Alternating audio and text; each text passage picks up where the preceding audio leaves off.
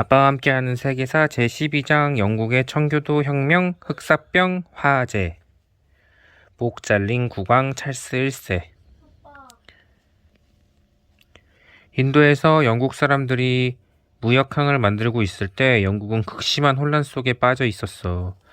영국의 국왕이자 스코틀랜드의 국왕인 제임스 1세가 죽고 그의 아들 찰스 1세가 왕위를 물려받았어. 그런데 찰스는 즉위하자마자 영국인들을 화나게 만들기 시작했단다. 프랑스 공주 앙리에따 마리아하고 결혼한 게 찰스의 첫 번째 실수였어. 앙리에따는 아름답고 상냥한 처녀였지만 충실한 카톨릭 신자였어. 그녀는 영국의 카톨릭 신앙을 전파하는데 최선을 다하겠다고 교황과 약속했단다. 대다수의 영국인들, 특히 청교도들은 카톨릭 신앙을 증오하고 두려워했어. 찰스는 대관식을 치를 준비를 하면서 런던 거리를 행진해서 식장으로 가는 정통적인 의식을 과연 자신이 지킬 수 있을 것인지 염려하지 않을 수 없었단다. 청교도들이 몰려나와서 온갖 험악한 욕설을 퍼부을지도 모른다는 생각이 들었던 것이지. 그런데 찰스는 거룻배를 타고 템스강을 내려가서 대관식이 거행될 교회로 가겠다고 작정했어. 이윽고 대관식 날이 되었는데 처음부터 모든 것이 아주 엉망이었어. 왕과 왕비가 궁전에서 출발해야 할 시간이 되었는데 앙리에따가 자기 방에서 나오지 않는 거야. 그녀는 프로테스탄트의 예배에는 절대로 참석할 수 없다고 우겼어. 찰스의 대신들이 들어가서 강제로 데리고 나오려고 하자 앙리에따는 발버둥을 치며 버티고 두 주먹으로 유리창을 모조리 때려 부수며 앙탈을 부렸다는구나. 글쎄. 찰스는 혼자 식장으로 가야 했어. 그가 템스강의 부두에 도착했는데 이번에는 왕실 전용 거룻배가 저절로 떠내려가다가 암초를 들이받고는 부서져 버리는 거야. 그래서 찰스는 작은 나룻배를 타고 가야 했단다. 교회에 도착한 그는 문턱에 발에 걸려서 얼굴을 땅바닥에 찢을 뻔했어. 대관식 반지를 끼려고 하는 순간에는 반지에 장식된 큼직한 보석이 쑥 빠져가지고 대굴대굴 굴러가다가 사라져버렸대. 이윽고 대관식 막바지에 이르렀어. 교회 대주교가 사람들에게 신이여 찰스 국왕을 보호하소서 라고 외치라고 말했는데 대부분의 사람들이 그 말을 듣지 못해서 아무도 입을 열지 않았어. 침묵 속에서 대관식이 끝나는 순간에는 작은 지진이 영국 땅을 흔들었다는구나. 그러나 그 침울한 대관식은 고난으로 얼룩지게 될 찰스의 앞날의 전주곡에 지나지 않았어. 아버지인 제임스 국왕이 그랬던 것처럼 찰스는 신이 그를 왕좌에 앉혔으며 따라서 백성들은 아무것도 묻지 말고 복종해야 한다고 믿었단다. 그러나 의회는 그렇게 믿지 않았어. 국민을 대표하는 의원들이 법을 만들어야 하고 국민은 물론이고 국왕도 그 법을 따라야 한다고 믿었어. 대관식이 끝난 후에 소집된 첫 회의에서부터 의회는 찰스와 맞섰어. 찰스가 요구한 돈을 줄 수 없다고 결정했던 것이야. 찰스는 격분했어. 그는 의회를 해산해버리고 그 후 11년 동안 자기 마음대로 나라를 다스렸어. 전쟁도 자기 마음대로 일으키고 법도 자기 마음대로 만들었어. 심지어 그는 영국과 스코틀랜드의 기독교들은 똑같은 방식으로 신을 섬겨야 한다고 말했단다. 또 청교도 신앙을 박해하는 법률을 수없이 많이 선포했어. 그 바람에 수백 명의 청교도들이 북아메리카의 식민지로 떠나버렸어. 그런데 스코틀랜드의 교회들도 영국의 기도책을 사용하고 예배의식을 따라야 한다고 강요했어. 스코틀랜드 사람들은 이를 곱게 받아들이지 않았단다. 그래서 스코틀랜드 어느 교회에서는 목사가 총알을 넣은 권총을 두 손에 들고 교회 사람들을 겨눈 채로 영국의 기독교 책을 읽어야 했다는구나. 스코틀랜드 사람들과 영국의 청교도들이 그렇게 증오하게 만들었다는 것만이 찰스의 큰 문제가 아니었어. 그는 벌써부터 돈이 다 떨어져가고 있었단다. 그래서 그는 11년 만에 다시 의회를 소집해가지고 돈을 달라고 요구했어. 그러나 의회는 냉큼 허락하지 않았지. 이에 격분한 찰스는 또 의회를 해산하려고 했어. 그러나 의원들은 이번에는 흩어지지 않았어. 그들은 회의를 그 후 8년 동안이나 끌고 갔어. 그래서 이 의회는 장기의회라고 불리게 된단다.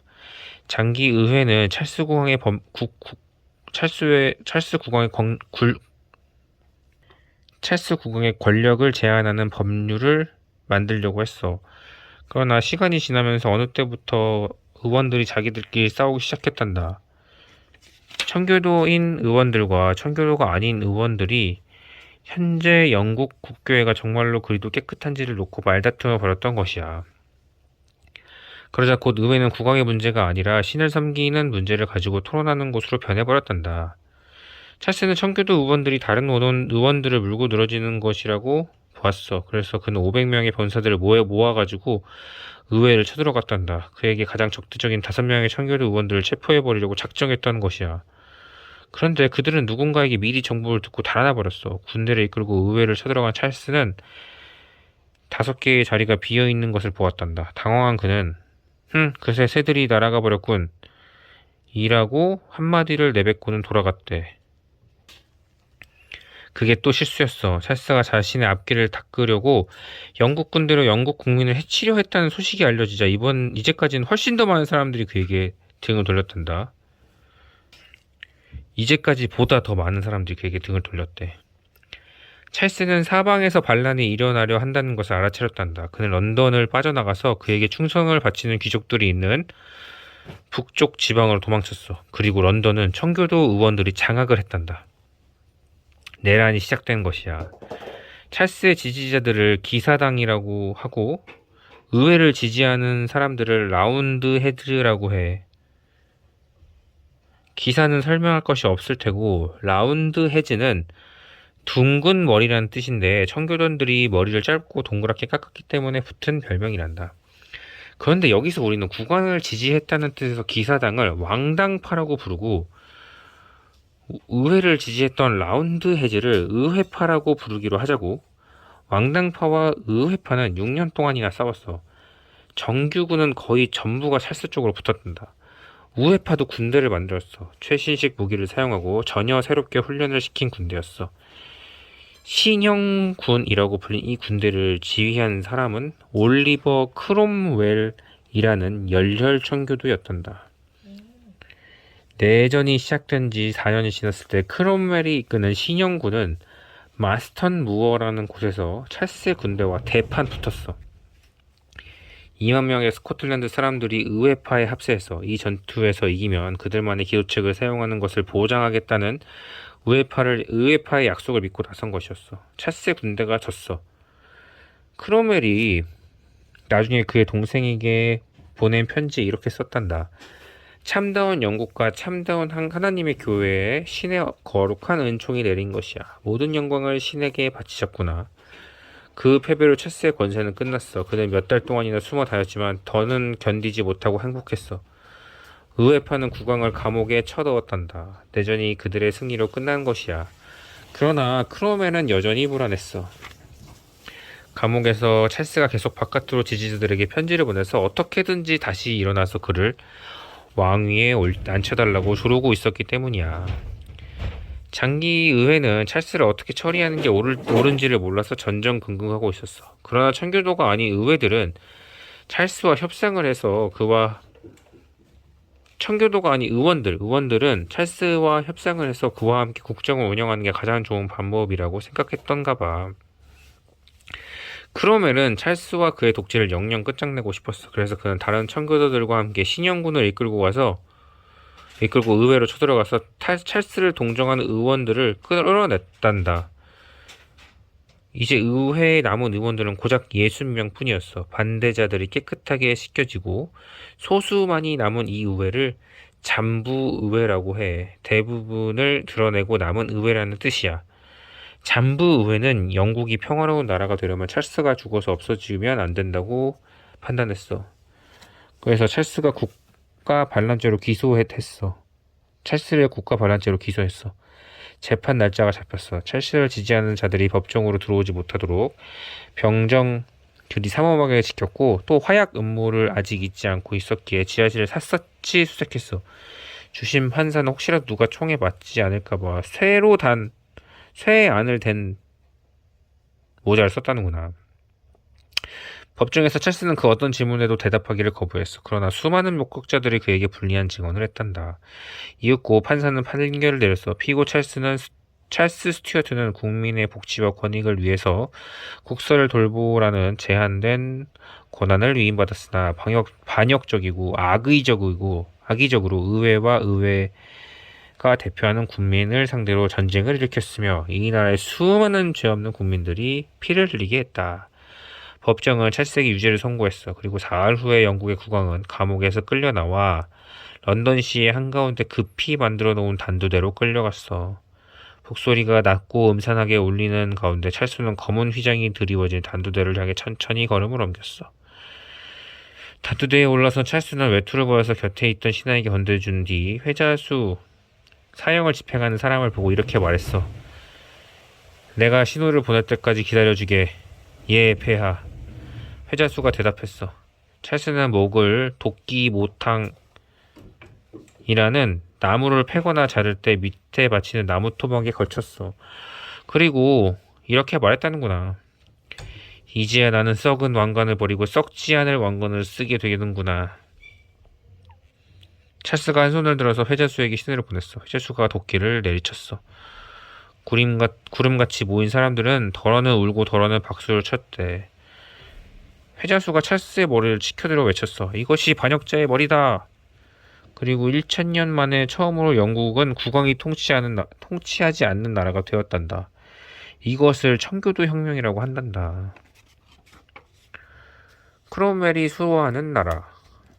국왕이 죽었기 때문에 이제 영국은 군주국이 아니었어. 잠부 의회는 이제부터 영국은 공화국이 되었다고 선언했어. 국민이 뽑은 대표자들에게서 의해서 다스려지는 나라를 공화국이라고 해. 그러니까 이제부터 의회는 영국 국민들의 말에 순종을 해야 하고 국민들이 원하는 법을 만들어야 하는 것이야. 그러나 영국 공화국은 그 출발부터가 순조롭지 못했어. 대다수의 영국 사람들은 의회가 무엇보다 먼저 사법제도를 개혁해 주기를 원했단다. 제도를 과거보다 더 좋은 쪽으로 바꾸는 것을 개혁이라고 해. 당시 영국에서는 재판을 하려면 돈이 엄청나게 들었던가 봐. 법이 너무나도 복잡해서 대다수의 시민들은 도대체 무엇인지를 이해할 수가 없었고 그래서 비싼 돈을 주고 변호사를 사야 했다는 것이야. 그러다 보니까 부자들만이 사법제도의 혜택을 누릴 수 있었다고 하는구나. 그런데 말이야. 의회의 의원들은 대개 변호사들이었어. 그러니 사법제도가 바뀌는 걸 달가워할 리가 있었겠어. 너무 복잡하고 어려워서 시민들이 이해할 수 없는 상태로 두는 것이 그들에겐 훨씬 좋았겠지. 그리고 잠부 의회는 스스로 해산하고 국민이 새로 뽑은 의원들로 새로운 의회를 구성하도록 약속되었었는데 그들은 그렇게 하지 않았어. 찰스 1세가 처형된 지 4년이 지날 때까지도 잠부 의회는 법을 바꿀 것인지 그대로 둘 것인지를 두고 입씨름을 하고 있었단다. 그나마도 이야기를 빨리빨리 진행하지 않고 세월이 가는 줄도 모르고 시간을 끌었다는 거야. 그러면은 그러한 의회에 신물이 났었던가 봐. 어느 날 어느 장군이 그에게 말했어. 국민이 뽑은 의원들로 의회를 구성하는 것을 단념하고 자기들이 지명한 자들로 의회를 만들어 버리자고. 크로멜은 그 말에 넘어갔단다. 그는 그의 청교도 친구들을 불러 모아놓고 의논을 했어. 그리고 그들은 영국 정부는 성자들의 회합이 되어야 한다고 결정했단다. 여기서 성자들이란 청교도의 주장에 찬성하여 뜻을 같이 하는 남자들을 말하는 거야. 그래서 크로멜은 그의 신영군을 이끌고 잠부 의회로 쳐들어가서 의회를 해산한다고 선언했어. 그는 의원들을 보고 이렇게 외쳤어. 당신들은 하는 일도 없이 이 자리에 너무 오래 앉아 있었어. 신의 이름으로 명령한다. 당장 꺼져라. 그리고 병사들이 칼을 들이대고 잠부 의회 의원들을 몰아냈어. 찰스가 그랬던 것처럼 크로멜도 영국의 군대로 영국의 국민들을 협박했던 것이지. 그러나 크로멜은 그가 무력을 사용한 데에 대해서 신도 기뻐하실 거라고 믿었대. 그는 나중에 이렇게 말했다는구나. 신의 뜻이 나에게 내려 있음을 너무도 강하게 느끼므로 나는 결코 인정에 얽매이지 않았을 것이다. 의회를 무력으로 해산한 크로멜과 휘하 장군들은 신을 두려워하고 충성심과 정직성을 확인받은 139명을 선발해서 새로운 의회를 구성했단다. 선발된 의원들 중에서 청교도 교회의 목사인 프레이즈 갓 베어본스라는 사람이 있었던가 봐. 이 의회는 그의 이름을 따서 베어본스 의회라고 후세에 알렸단다. 또 지명 의회라고도 하는데 의회 의원들이 크로멜에 의해서 선발되거나 지명되었기 때문이야. 크로멜은 아직 영국을 공화국이라고 부르고 있었어. 그러나 영국은 국민이 아니라 크로멜이 자신이 선발한 사람들에 의해서 통치되고 있었어. 크로멜에게 충성하는 자들로 구성된 지명의회는 6개월 후에 새로운 법을 한 개 통과시켰어. 그 법은 의회는 이제 그 권한을 모두 크로멜에게 넘겨라. 그가 국민의 이익을 위해서 행동해 주리라 믿는다 라고 말하는 내용이었단다. 크로멜이 영국의 새 국왕이 된 것이나 마찬가지였어. 그러나 그는 한 번도 왕이라고 불린 적은 없었어. 대신에 그에게는 호국경이라는 칭호가 주어졌어. 영국의 수호자라는 뜻이야. 그는 2년마다 한 번씩 의회를 소집해서 나랏일에 관한 의원들의 의견을 듣겠다고 약속했어. 그러나 크로멜은 거의 국왕이나 다름이 없었단다. 그는 가족을 데리고 국정에 들어가서 살았어. 그에게 호국경의 칭호를 수여하기 위한 행사는 국왕의 대관식과 무섭도록 똑같았고 측근들은 그를 폐하라고 불렀대. 그리고 크로멜은 의회가 그가 시키는 대로 고분고분 따르지 않을 때에는 의원들을 심하게 꾸짖고 호국경 자신은 신의 말씀을 전하는 사람이므로 그에게 반항하는 자는 곧 신에게 반항하는 것이라고 우겼다짐으로 우겼다는구나. 그는 이렇게 말했대.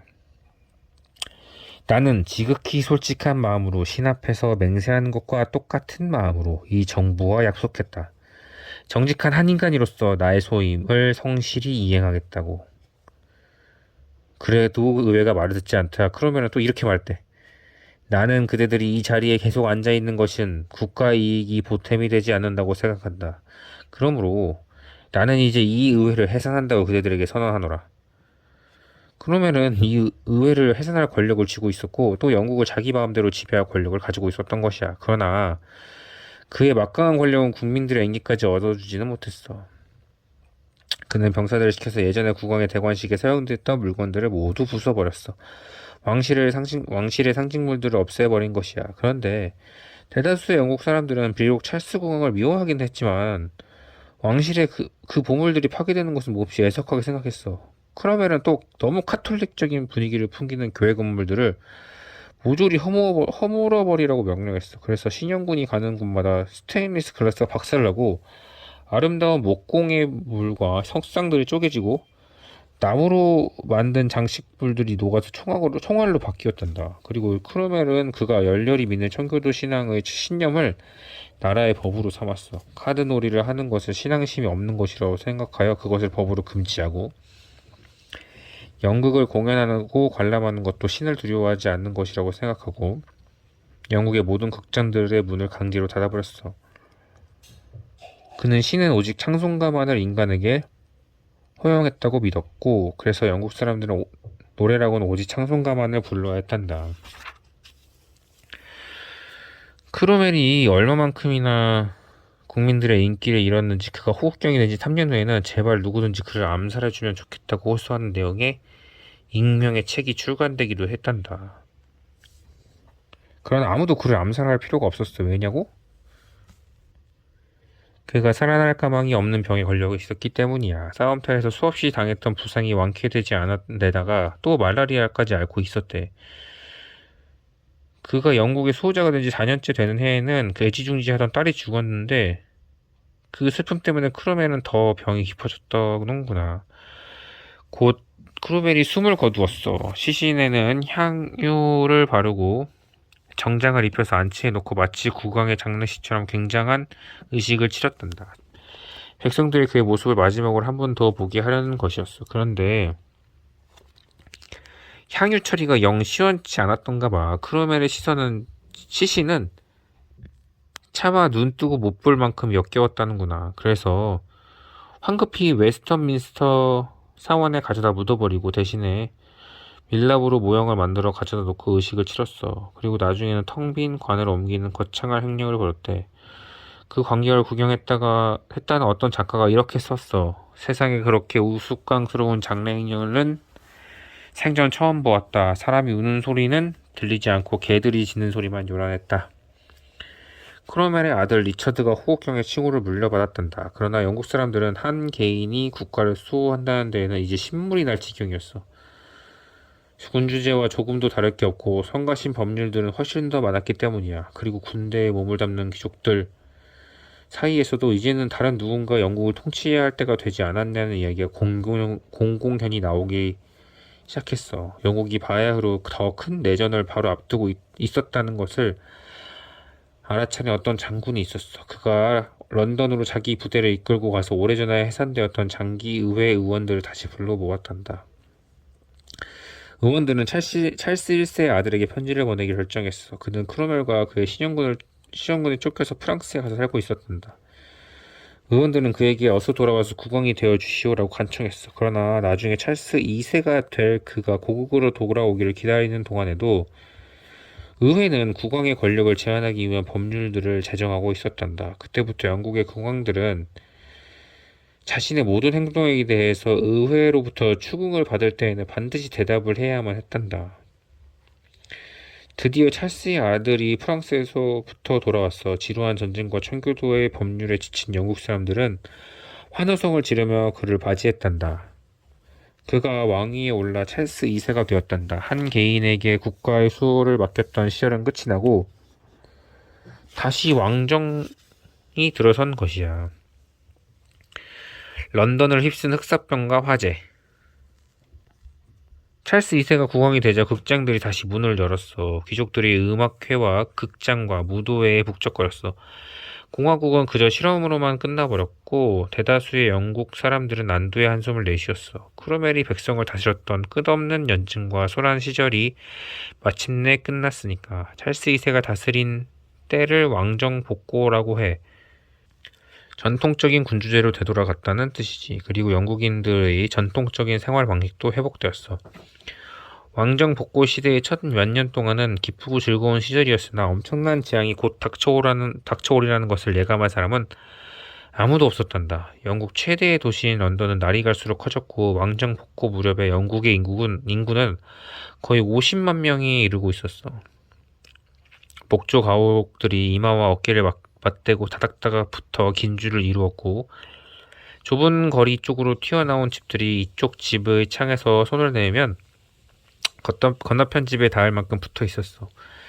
런던은 비좁을 뿐만 아니라 엄청나게 더러웠어. 배수로와 하수구들은 몹시 낡아서 돌 부스러기와 쓰레기로 자주 막혔어. 구정물과 쓰레기가 길바닥에 널려있고 온 식구가 단칸방에 사는 가난한 가정들이 수두룩했어. 찰스 2세가 승리의 귀환을 한 지 불과 4년 후에 불길한 소문이 떠돌기 시작했어. 런던의 변두리에서 흑사병이라는 괴질로 사람들이 죽어간다는 것이었어. 패스트라고 불리는 흑사병은 런던 사람들에게 낯선 질병이 아니었어. 이전에도 수많은 사람들이 그 병으로 죽은 적이 있었거든. 런던의 비좁고 더러운 거리들은 질병이 번지기에 아주 완벽한 조건을 갖춘 곳이었어. 그래서 사람들은 숨을 죽인 채 흑사병에 관한 새로운 소식이 전해져 오기를 기다렸어. 흑사병이 저절로 사라져 주기를 빌었겠지. 흑사병은 변두리 지역에서 가장 누추한 뒷골목과 가장 가난한 자들이 사는 곳에서만 번지고 있을 뿐이다 라고 런던의 대법관은 기록했어. 그러나 곧 무서운 소식들이 런던의 선술집을 통해서 퍼지기 시작했어.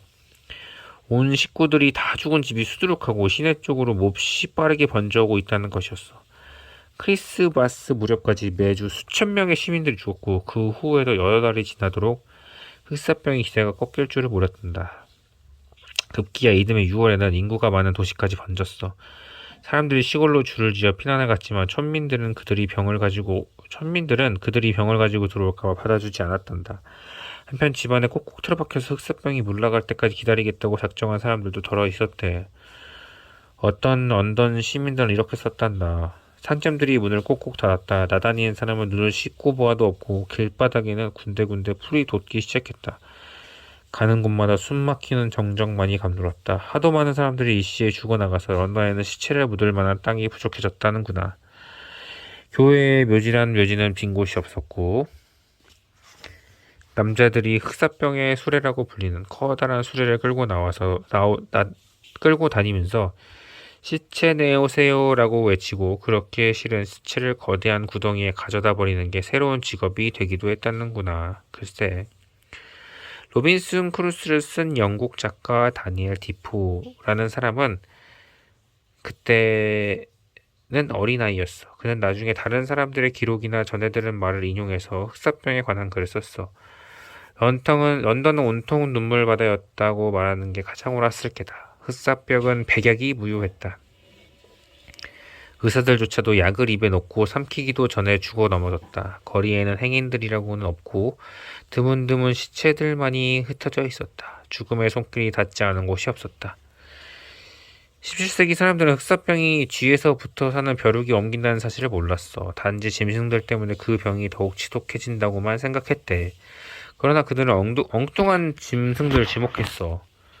런던 시장은 시내의 모든 개와 고양이를 죽이라고 명령했단다. 그러니까 쥐가 더욱 활개치고 벼룩은 더욱 득실거리고 질병이 더욱 거세졌지. 그 무렵에 꼬박꼬박 일기를 썼다는 세뮤얼 페피스라는 귀족은 낮에도 밤에도 그저 고요하기만 하고 이따금 낮은 종소리만이 들릴 뿐이었다라고 했었어. 이윽고 흑사병이 물러가기 시작했어. 지옥과도 같은 1년 동안에 20만 명 이상이 죽었단다. 런던 시민 5명 중 2명이 죽은 셈이었어. 크리스마스가 가까워질 무렵에 상년들이 다시 문을 열고 거리마다 사람들이 나다녔어. 런던은 천천히 정상으로 되돌아갔단다.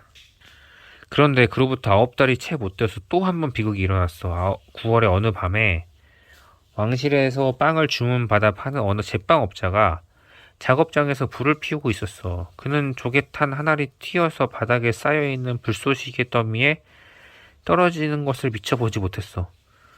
불쏘시개를 태운 화염이 벽을 타고 올라가고 작업장을 다 태우고 바로 곁에 있는 그의 집에 번져 붙었어. 런던 시장은 그때 곤히 잠이 들어 있었는데 하인들이 그 황급히 깨워서 지금 어디에 불이 났다고 난리였단다. 잠이 덜 깬 시장은 투덜거리면서 마차를 타고 달려갔어. 마차에서 내려서 불이 난 곳을 다가 보니까 아직은 2채만이 타고 있을 뿐이었던 거야. 그 시장이라는 사람이 퍽 괴짜였나 보지. 그는 이렇게 말했단다. 오줌을 갈겨. 여자 하나면 끄겠는 걸 뭐. 그리고 그는 다시 마차를 타고 돌아갔어.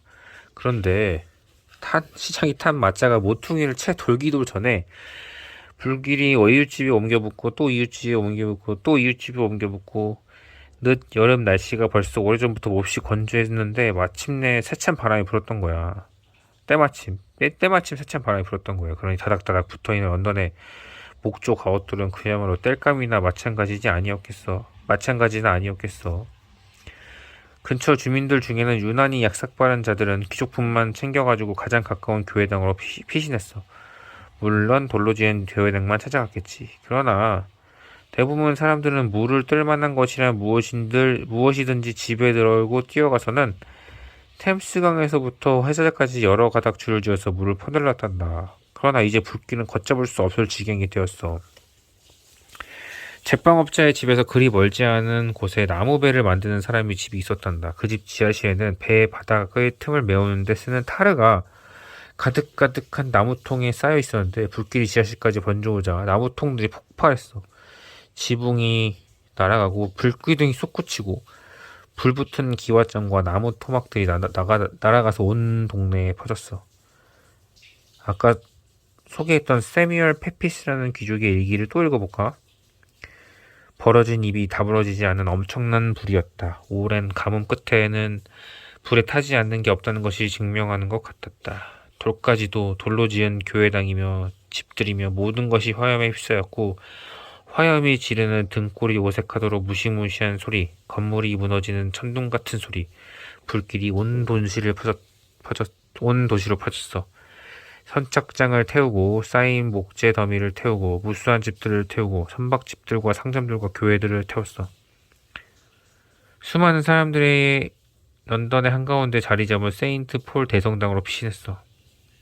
그러나 돌로 지은 거대한 교회당인데도 화염이 벽을 타고 올라 목재를 태우고 지붕에 함석을 녹였어. 함석 녹은 물이 마치 용암처럼 줄줄 흘러내렸다는구나. 벽의 석재도 열기를 못해서 펑펑 터졌대. 불은 닷새 동안이나 꺼지지 않았어.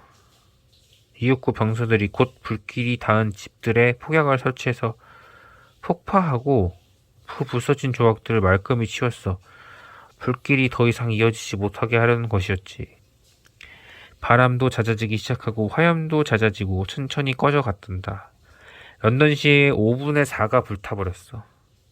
집 1만 3천 채, 교회당이 거의 100개가 불타버렸고 법원, 감옥, 우체국, 인쇄소 등 공공 건물들은 거의 전부가 사라져버렸단다. 존 이블린이라는 런던 시민은 일기에 이렇게 썼어.